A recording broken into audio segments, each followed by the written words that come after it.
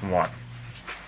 What's going on, everybody? Got another tutorial for you today. We're going to be working with the original Xbox, and we're going to be installing an internal Wi-Fi kit. So just a upfront warning here. I get a lot of comments on videos from people sometimes that wish I didn't talk so much, wish I could get right into the tutorial. But I am going to have to talk about multiple things before we get going here. Just want to make sure everybody's on the same page, and that we all understand everything that goes along with this. So, to start out, this tutorial today is going to show how to install the Wi-Fi board and get it all put into your original Xbox console, and that's it. Now, this is old technology. Now, some of you might, if you dealt with older Wi-Fi setups and older modems, some of you might already know how to do the second part. But if you are not sure how to set this up after it's installed, look in the video description, and you will see a link to basically the second part, which is not going to be a video. It's just going to be easier to do screenshots and stuff because there's a lot of on computer stuff, things like that. So keep that in mind, because after you install this, it's not just going to work. There is a second part that you're going to need to do to get this thing working and connected to your home router. The second thing here, let's see. We'll be talking about all this in just a minute, and what you need to get. But if you look in the description, there's going to be another link, and that is going to be to a kit like this. So essentially the kit will come with everything. It comes with a Wi-Fi board, antenna, the patch cables, and the extension cables that you're going to need, and these little guys, which are motherboard standoffs. It's basically this exact setup in kit form, so you don't have to go around looking for each individual part. Now, the third thing we're going to start talking about, what you need if you don't want to buy the kit, you want to find it yourself. This is actually gutted already. This came out of a wireless gaming adapter. You can find these on eBay, stuff like that. They can get a little bit pricey though. Usually you'll get one $20-$30. Every once in a while you'll see one pop up for like $12 to $15, but that's about the cheapest you're going to get. The second thing about the wireless gaming adapter is that most of the ones you're going to see for sale are more modern, and they hook up via USB cable, and you cannot use that for the original Xbox. Even if you have your original Xbox modded where it has a USB port on it, it's still not going to do you any good, because you would have to literally program and create your own app and software that would be able to communicate with this and run. So it's very impractical, although it is technically doable.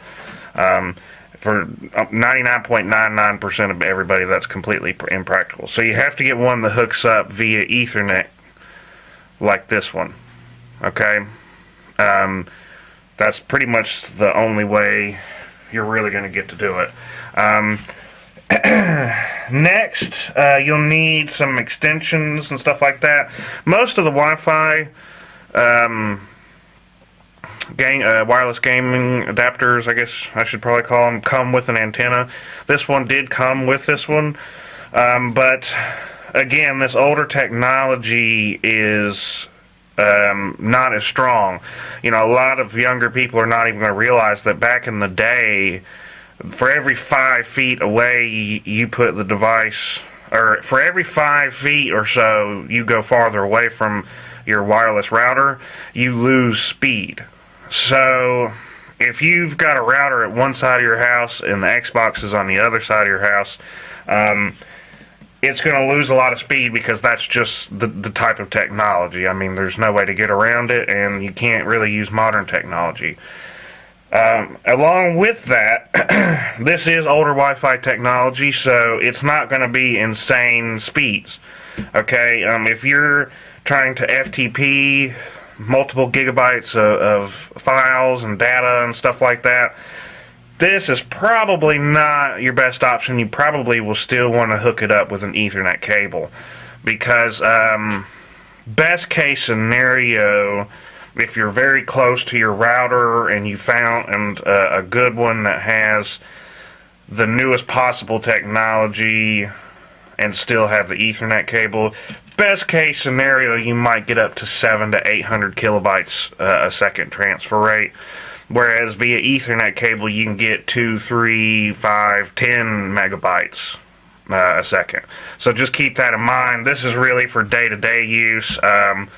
Xbox Media Center, stuff like that, having that connectivity, even the online play through the, I forget what that service is called, that you can play games online with the original Xbox that's still out there.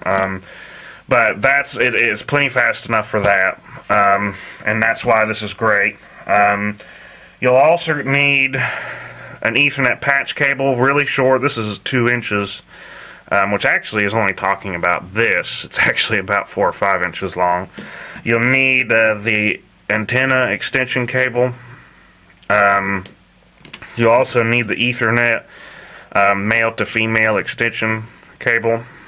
But again, if you don't want to try to find everything, or you're having trouble, or you're worried that you're going to get the wrong type of Wi-Fi adapter and waste your money, you can go to that link in the description and it will have all this already. Oh, and I forgot to mention these guys again. The motherboard standoffs, this is pretty important. It's for installing this.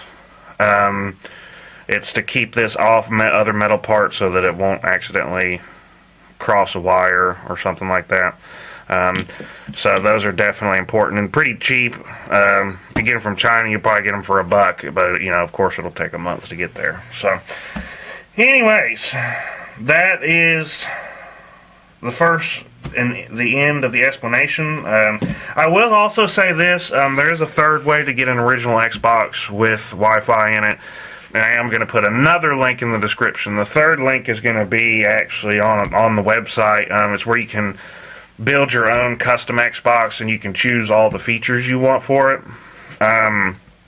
There's, you can choose case mods and Wi-Fi, upgraded hard drives, internal Wi-Fi, LCD fan module, which is a tutorial I just did not long ago. So check out that third link, because it's basically, it'll have everything done for you. It'll come installed, come ready to go in an original Xbox console, so you can check that out as well. So I'm going to move some of this stuff out of the way real quick, so I can bring in my original Xbox here.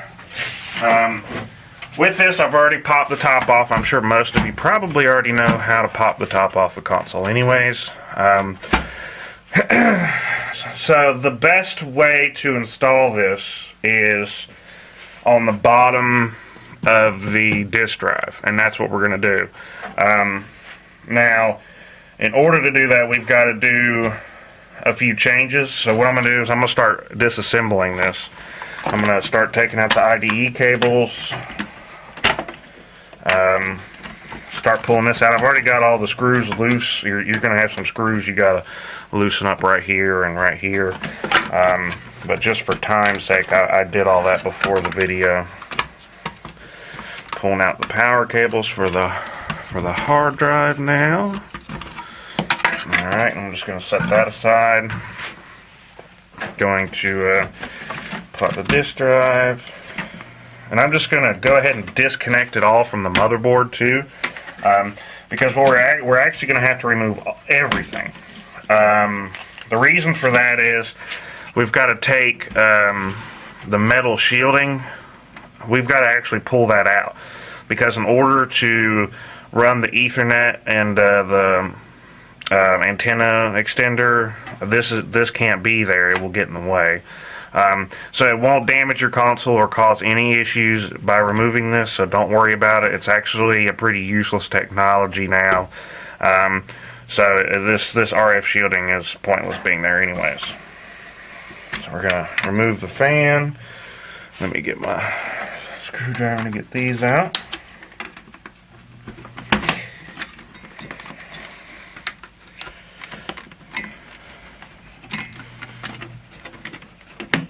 Now, I'm not going to do all this on video, but I am going to pull a couple things off.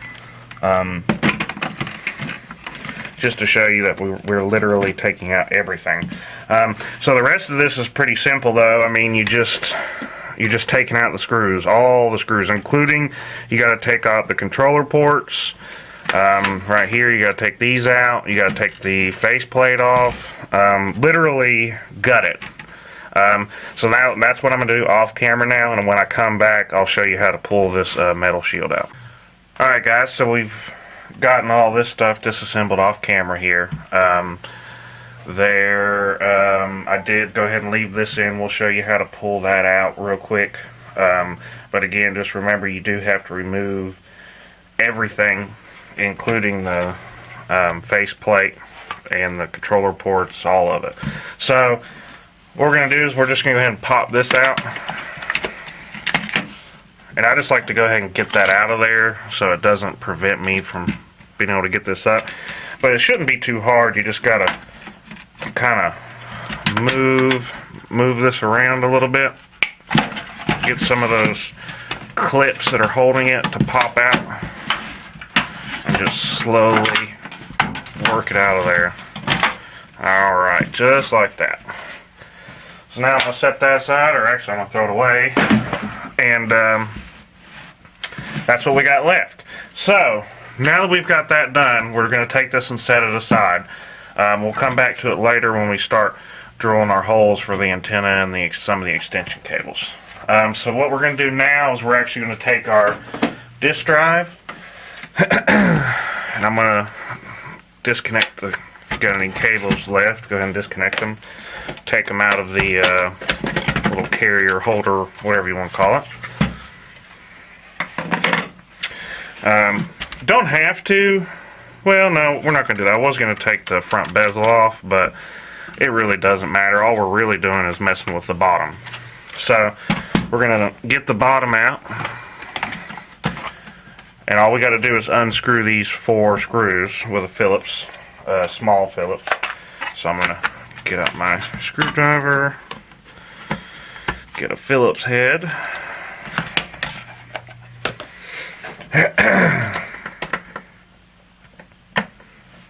we're just going to unscrew all the screws. Now this is a little bit different for every single drive. You know, the Thompson has some screws in the back. And then, you know, the Phillips has the big bump right here. And so if you have that Phillips that has the big bump, this is going to be much more difficult, because that bump is going to make it much harder. And in some cases, it pretty much is going to make it just about impossible for you, because the bump is too big. The bump is not big enough to actually get all the screws to mount this, and it's so big that it jerks out like this, and so there's not enough room between the motherboard then and the disk drive to actually attach this. Now, depending on if you get a different one that's in the kit on the website, or a different one than this, you might find one that's smaller that you might be able to work into it. You might even be able to try and attach it to the top, like say attaching it right here if you have a Phillips. And it works basically the same way as on the bottom. The only difference is obviously you're going to have like the IDE cables that come over and around, and you just have to be careful not to attach it right here and accidentally mess up the disk drive stuff. You'll have to mount it really carefully back here. So you can still do it if you have a Phillips, just keep that in mind. In addition, if you do that and you mount it on top, the top case shell piece that has another metal shield on it, you'll want to remove that metal shield as well, because that's going to give you some extra headroom to have this installed on the top. So just keep that in mind. For the rest of us though, we've unscrewed this and we're going to pop this off, and we're going to just take the disk drive and set it aside, because all we're really doing is messing with.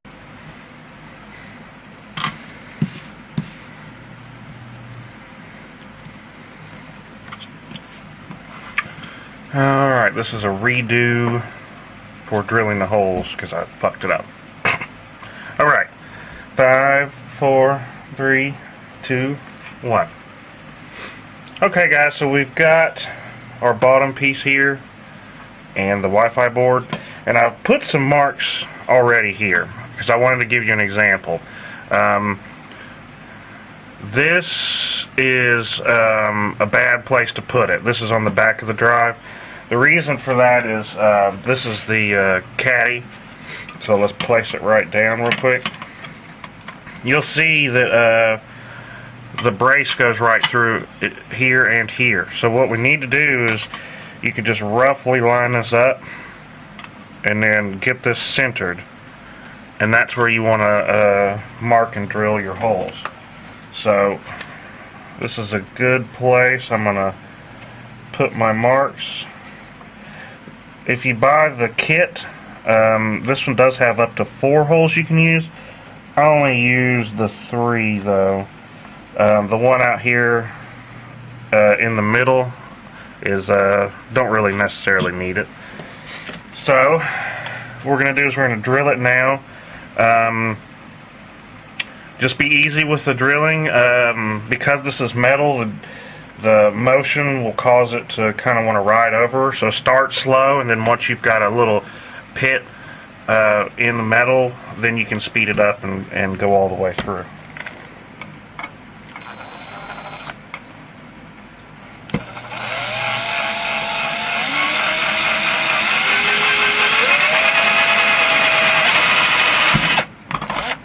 Now, one other thing I will say too is some people will tell you to put a wooden block underneath this so you don't accidentally drill on whatever your surface is. But for me, this is my workbench. This thing's all beat up. I don't really care. There's already a million holes in it. That's what I built it for.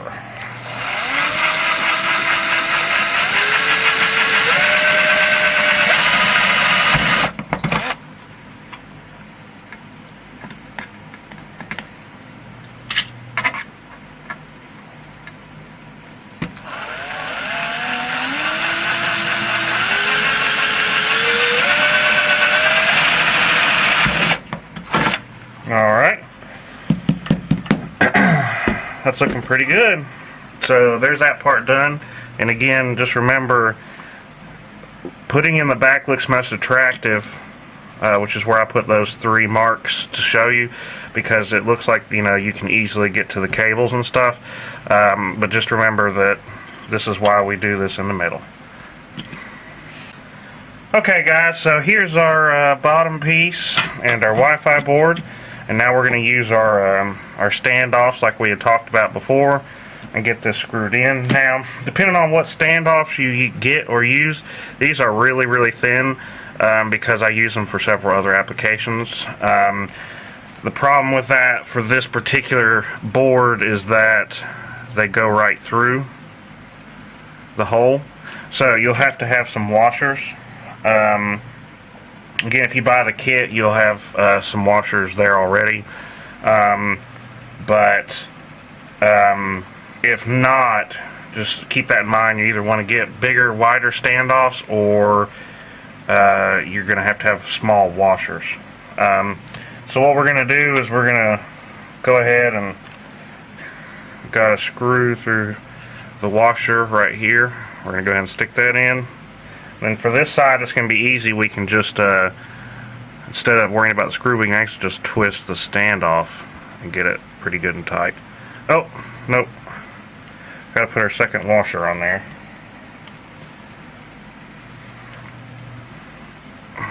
Because it ain't going to go very far if you don't have both a washer on each side, since the hole's too big. Alright, so we're just going to get that started. like so. And then we're going to take another screw, stick it through this side, and get it lined up with the standoff.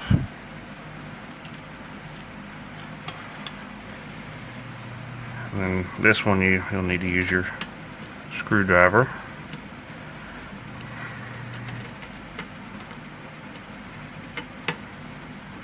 Okay, so there's that one. I'm going to attach the other 3 off camera, save a little bit of time. You've seen how I did one, so it doesn't matter if you see the rest. Okay, so we've got it all attached here. If you wanted to cover these with electrical tape, in case you were worried about them touching something on inside the drive and shorting a connection, you can now go ahead and put a little bit of electric tape over each of the screws. But now I'm getting the drive back over here so we can plop this bad boy back on there.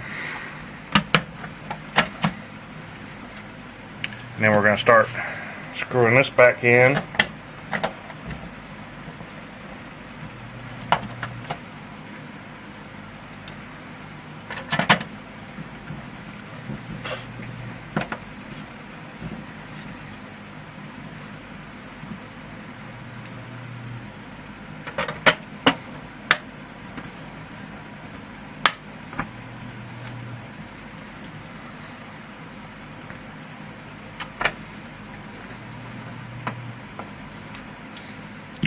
Alright, there's that. Uh-oh, that's not clipped in all the way. There we go. Okay, so that part is done, and we can set this. Okay, guys, we're here now in my soldering area. We've got the Wi-Fi board here, and it's upside down. What we're going to be doing now is I'm going to show you. There's 2 different ways, okay? If you've bought a different one of these that's not a part of my kit, and it did not have a power cord, that's okay. You can get your own wire and then connect it to these, but the way you're going to have to do that is you'll have to kind of guess, especially if you don't have a power cable. You're going to have to kind of guess which of these are the prongs right here for the power connector. Typically, if there's a 3 connector, the 2 outside prongs are neutral or negative, and then one inside one is positive. Now, that's not always true. I mean, they can absolutely reverse that. I mean, there's all kinds of ways to do it, but I see that a lot with the 3-prong setup. So that's just a little note for you guys. Now, if you did buy the kit that I have been mentioning a lot of times, or if you did buy your own from somewhere else and it had the power cable, the easiest way for us to really do this, especially with this kit, I like this because the wires are actually labeled, so there's no guesswork. So all we're really going to have to do is we're going to keep the connector part. That's the part that plugs in here. Okay, and then we're going to this one has a little one of these things in it. So what we're going to do is I'm going to say, it's going to be hard because I got it zoomed in, but I'm going to cut it at about 8 to 10 inches in, so somewhere about right here. So this is about 8 to 10 inches total length. That's going to give you more than enough cable length. So all we're going to do is right at that point, I'm just going to take some cutters and just cut the wire for the power cable. Okay, and then what that does is we're going to be able to splice the cut side and connect it to our DVD cable at a 5-volt source, and then we don't even have to mess with a power plug. We can just plug this right in there, just like that, which is the way it comes normally. So what we need now is we need our DVD drive cable, which I have right here. So,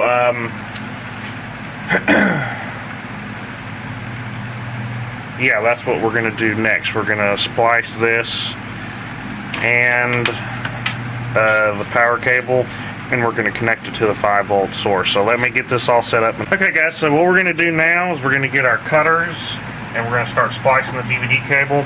Now hopefully I'm going to be able to show you this well enough. Okay, this is the connector that plugs into the motherboard. Okay, the other one is the one that plugs into the DVD drive.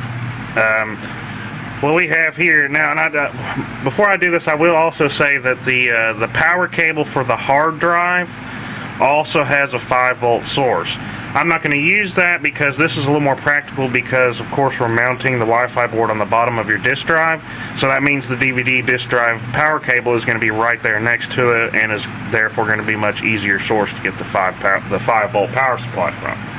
So we've got it here and we're positioning it here. It plugs in. If you've got the motherboard right here in front of you, right here, and the front is in the front facing you and the back is where it normally is, basically just like it would sit normal, it would plug in like this. And then if you look, the back of the cable has 2 slots that are empty. Those need to be facing you. Okay? So the 2 cables on the exact opposite side are the what our power source is going to be. Alright, so this one on the outside to my left or your left, if you're looking at it just like I am, here, let me move the camera. I'm looking at it like this. So the one, this one right here that's on the outside is the one that we're going to splice. I gotta get this back in position. Okay, so all we're going to do is we're going to take that one and we're going to chop it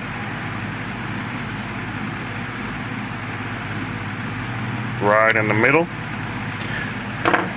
And I also just want to say that if you got the kit, all this part is going to be done for you. So essentially you'll get a DVD drive cable that's connected to this power cable, and you'll be able to just plug it right in. So this part you won't need to do, but this is for everybody else basically.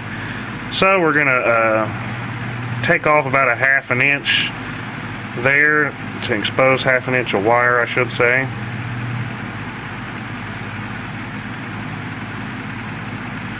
On both of the cut ends. And then we're gonna open this up on the spread these apart, and this is on the power cable for the Wi-Fi board. And on this one for my kit, I really like it because this is actually labeled. It's that long dotted white line right there indicates that's where the actual powered side. So that makes it real easy for us. That's the side that gets to go on our 5-volt power cord side. So we're going to splice this one like so. And then all we're going to do is we're going to connect the one we spliced to the yellow cable like this. Just going to twist it a little bit, and then we're going to take the other side of the yellow cable and wrap it around and then twist them all together. Alright, and then for this I use shrink tubing, but I know that's probably not practical for most people, so you can just use electrical tape. Just be careful, make sure you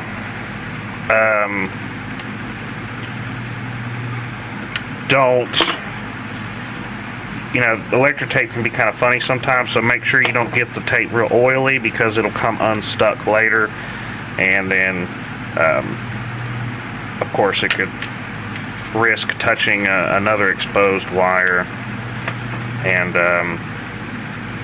shorting out the whole circuit, including your DVD drive or even motherboard.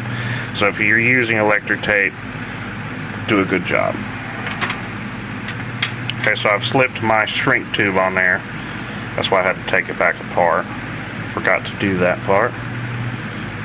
Now we're gonna retwist it back on there. Alright, I'm gonna stick my wires in here, my helping hands, that'll make it easier on me. I am going to get a Q-tip what I'm going to do is I'm going to rub this flux on one end, and then I'm just going to rub it all over the wires, make it a lot easier for the solder to stick. I'm going to set that aside. I'm going to get my soldering iron, get some solder on it.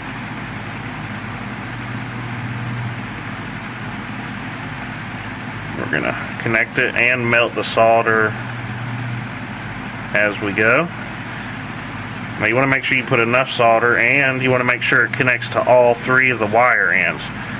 Both of the DVD drive cable ends and the power cable for the Wi-Fi. So to check that, we're just going to pull on all three wires individually and make sure they don't pull apart, which they don't. So now I'm going to slide my tubing over top. Uh-oh. That's not going to work. Hold on. Got a place right there that comes up. Okay. Now I'm just going to shrink it, and like I said, at this point, if you're using electric tape, you're just very carefully rubbing the tape over top of it, and really securely.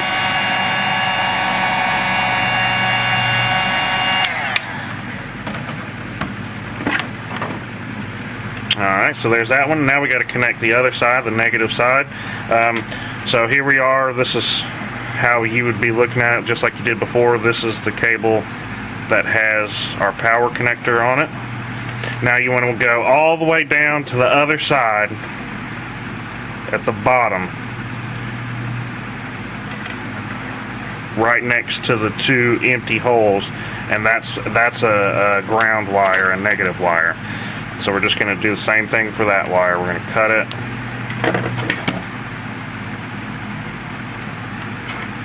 Then we're going to strip. Hello, that didn't work. Strip it.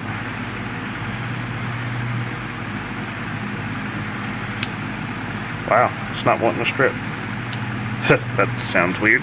Okay, now we're going to strip the other power cable one, and you do want to do these individually so you don't accidentally get your wires mixed up.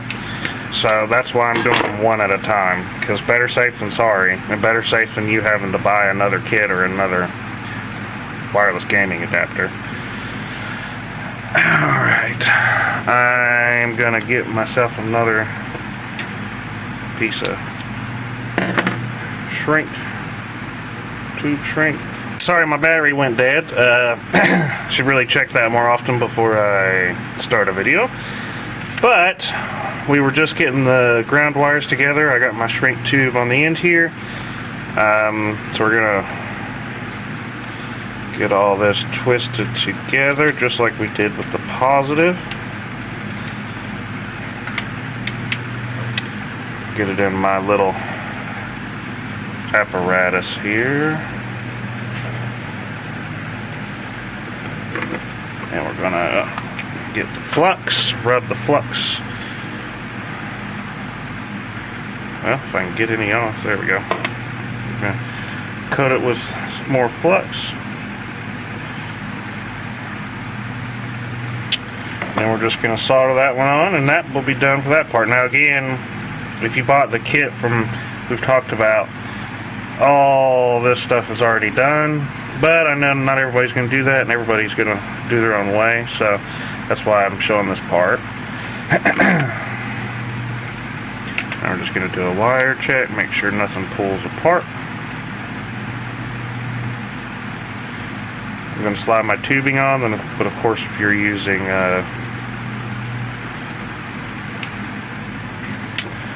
electrical tape, you're doing it differently.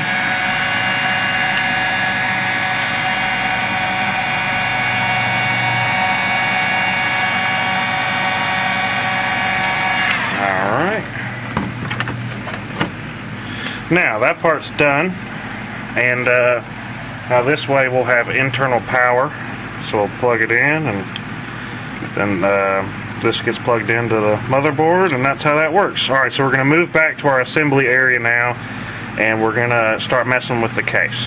Now what we're going to do is we're going to get our case, and we're going to start modding this up now too.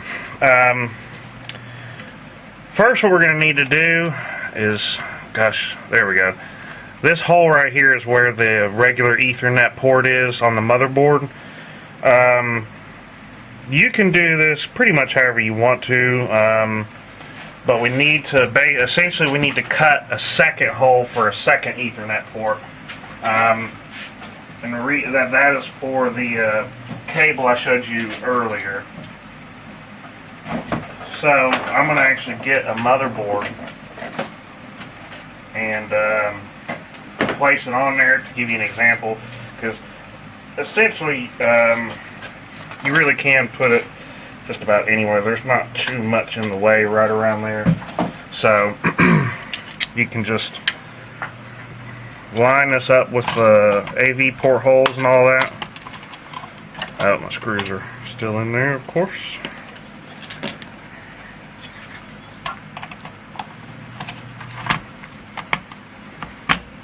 Okay, so you see how that lines up? You can put it next to it. We can put it above. Putting it above is going to be a little bit more difficult because there's like a ridge right here, so you have to cut into it. But you can do it that way, and I have done it that way with my own consoles before. So what we want to do is, for this one, I'm going to actually go ahead and put it like just right here. That's going to give us the best space, just in case you mess it up or something. So let's pull that back out. And we're going to get the cable, Ethernet extension cable. Okay, and I get this one because, as you can see, it has you can screw it in there, so that's really helpful. Or you could always just glue it. You know, that'd be fine too. But what we're gonna do is gonna flip it over and gonna mark it up about where the hole is gonna be. So we're gonna put it like right here. And again, this is all up to you. I mean, if you don't care how sloppy it looks, well, that's not a good word. If you don't care if it's not perfect, that's great. You know, however you want to do it, it's up to you.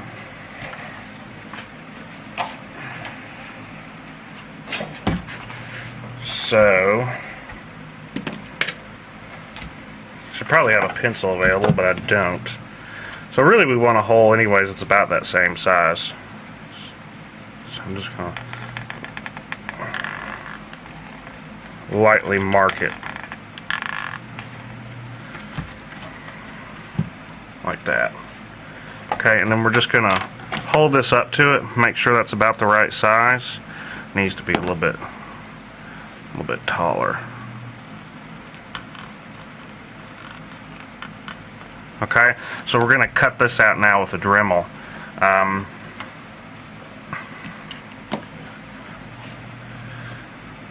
Yeah, that's a now I know that's a rough mark, but again, this doesn't have to be perfect. It's on the back of the console. I try to make mine look pretty good, but it's all about how you feel about it. So I'm going to cut that out with a Dremel. I'm not going to Dremel it on camera because I've done so many videos about Dremeling and stuff, it just feels redundant. So if you don't know how to use a Dremel, you can go look at some of my other videos and just get some tips on that real quick. Okay guys, so I've got my hole drilled here. Made it a little bit bigger than I needed to. I just wanted to make sure I had enough room.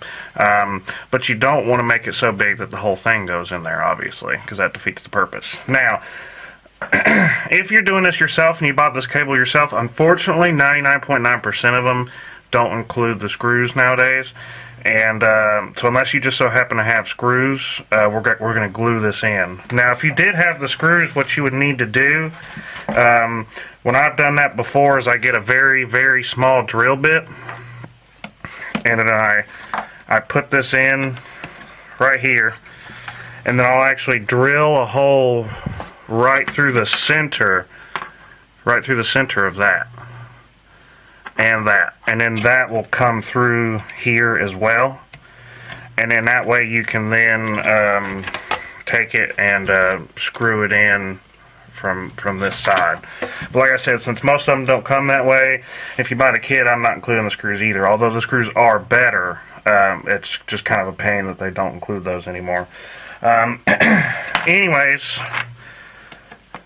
hot glue on this, but what we need to do first is once this is attached, it's going to be really hard to get that motherboard in. So don't accidentally put this in, especially if you're semi-permanently doing it with glue. What you want to do is go ahead and just take your motherboard and get it in there. And it also wouldn't hurt to go ahead and put one or two of the screws back in, just so it's good and in place. So I'm going to put a couple of those screws from the back side, or on the back end of this motherboard, back in.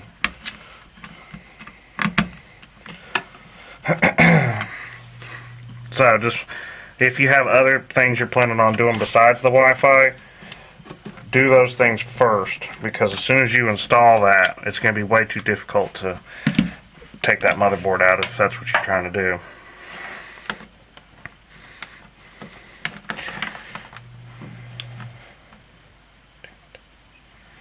Okay, so I accidentally cut it a little bit too close here, but that's okay.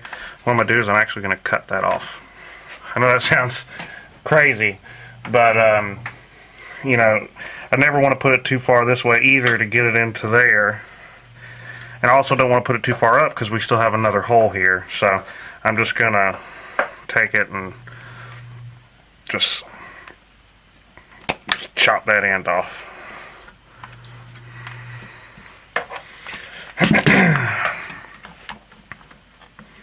Okay, so it's in there pretty good. And see, this is also why I made this a little bit bigger, because it's hard to gauge, you know, like these little caps here. If I would have made it smaller, it wouldn't have fit. But because I made it a little bit too big, it's going to work with those perfect. So, the other thing you can remember is that we're going to use hot glue on this. And hot glue is okay. It's not going to hurt components. It doesn't get hot enough to melt solder. So if you get glue all on the motherboard right here, that's totally fine, because again, that's how we're doing it. It's not a big deal. So I got it in that hole there. And don't be stingy with this. Just start caking the glue in there. I mean, you can really put just about as much as you feel like. Get another glue stick here. But the more you put, the better it's going to be secured. And so don't be hesitant. You know, these glue sticks are probably pennies, basically. So there's no reason to do that. And you also want to make sure that enough is getting underneath. So in the little like crevices, make sure you're getting some to go underneath.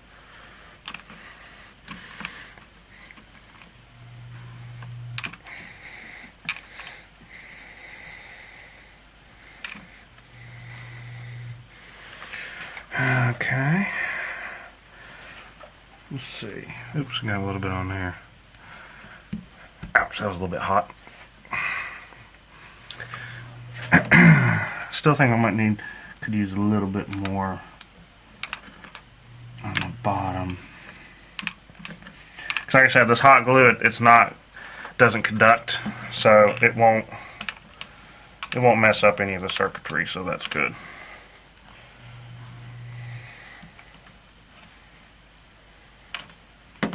Okay. I'm pretty sure that'll be pretty good. Definitely give that enough time to dry, especially on the underneath where we put a lot. The outside will feel cooler and hardened, but on the inside it will still be kind of hard. So make sure you give it at least a good 15 minutes before you keep on. So we're going to let that dry up, and then we'll be... Okay guys, so our glue has had about 15 minutes to dry, and now we're ready to move on to the antenna extender.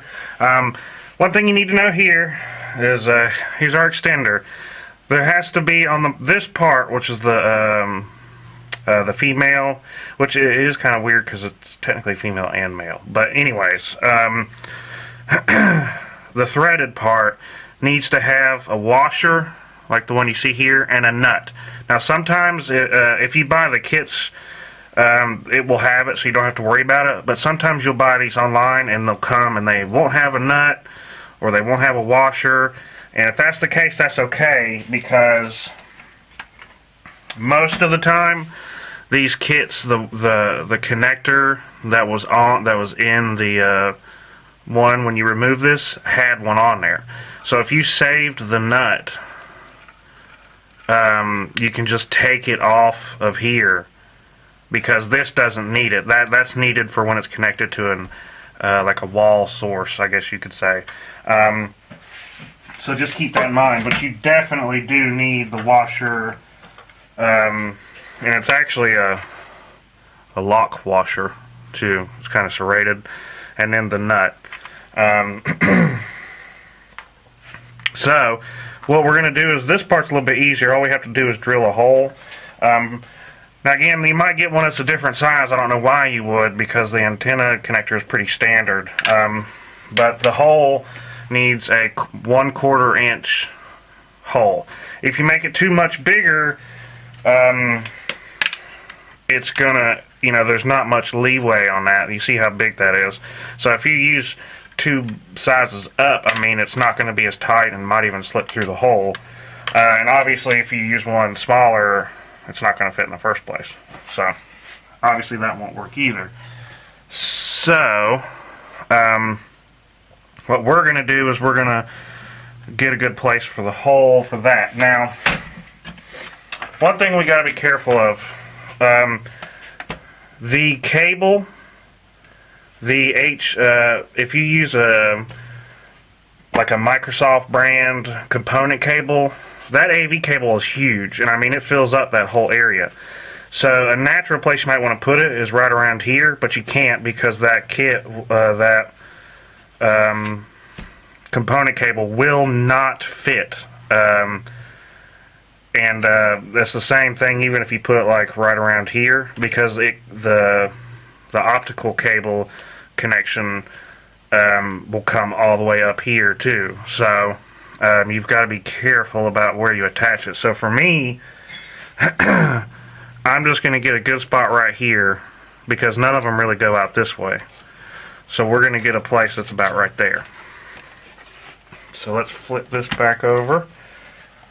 And all we're going to do is just take our drill, line it up,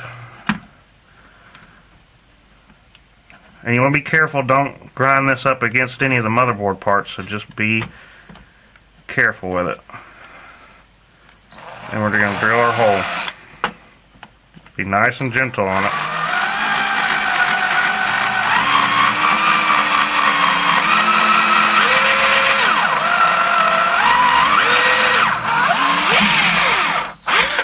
Alright, there's that. Let's get all the crud out of there.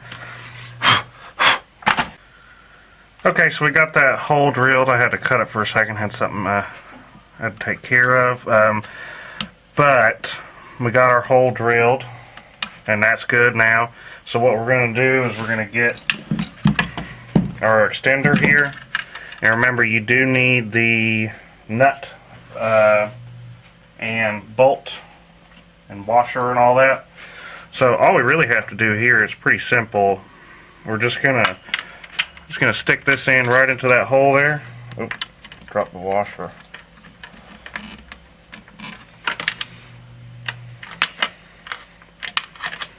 So we're going to put that washer back on. We're going to stick that in there.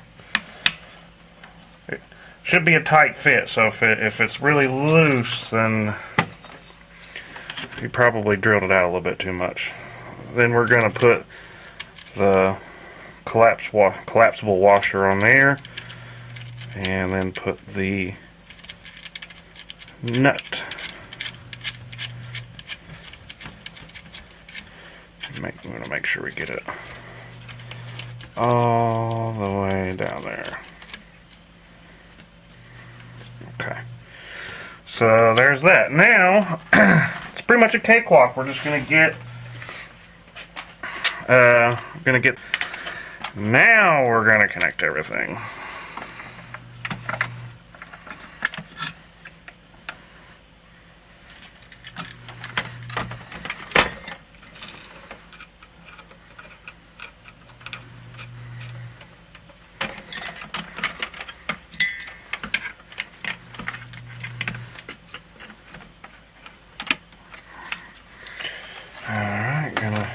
Now we're going to connect.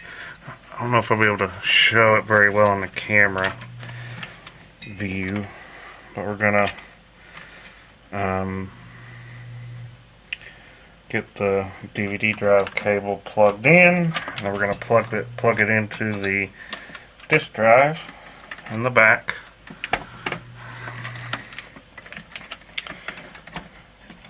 Now we're going to work with it here because you do have a bunch of extra cable, and you want to try to keep as much of it underneath the disk drive.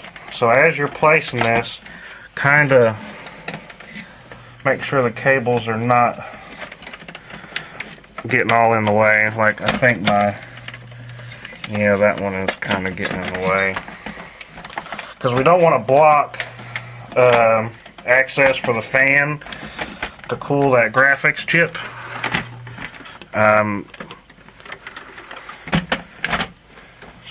So we just need to do it like that, and there we go. That's pretty much in there good. Might want to, probably going to fine tune it, plus I don't have the screws to put in it yet. Okay guys, so we got this back in place and everything installed. All we really have to do now is turn it around and add the last two finishing touches. So we're going to be attaching the antenna, and all that does is it just screws on there. Well, if it wants to, there it goes. Alright, then of course you can bend that up and it'll be a little bit better. Then we add our Ethernet patch cable. So you plug that one in there, and then you might have to twist it a little bit and plug that one in there. Alright, and then that'll connect it to everything. Now, all you have to do now is you're going to have to set it up. And so when you set it up, you will have to remove this side of the patch cable, because, or I'm sorry, that one can stay in place. It's this one. Dang, that sucker's tight in there. There we go. Because you'll have to connect it directly to your modem to get it set up, or router, I should say. So just keep that in mind. And of course, remember that this installation is done, but as I said before, check out the description of this video and get that link. It's going to take you through the steps of how to actually get it set up through your Wi-Fi router so it can actually connect. And that's pretty much it for this, guys. So just one other tip I would like to add, though. If you're having problems with the disk drive setting down in there the way it's supposed to, one of two things could be the issue. A, you could have used standoffs that were too big or too long, and if that's the case, get some that are shorter. That'll probably solve most of those issues. The second one is you may have actually installed it too far back still. Now, if you center it, you should be pretty good as long as your standoffs aren't too long, but maybe for some reason you put yours back a little bit too far, so it's probably hitting the heatsink, the GPU heatsink. And if that's the case, you'll have to remove it, drill new holes, and move it forward maybe an inch or so, and then you should be good. So anyways, if there's any other questions or problems, definitely leave a comment, or go to the website and go to the contact page and shoot me an email. Otherwise, guys, that's it for this one. So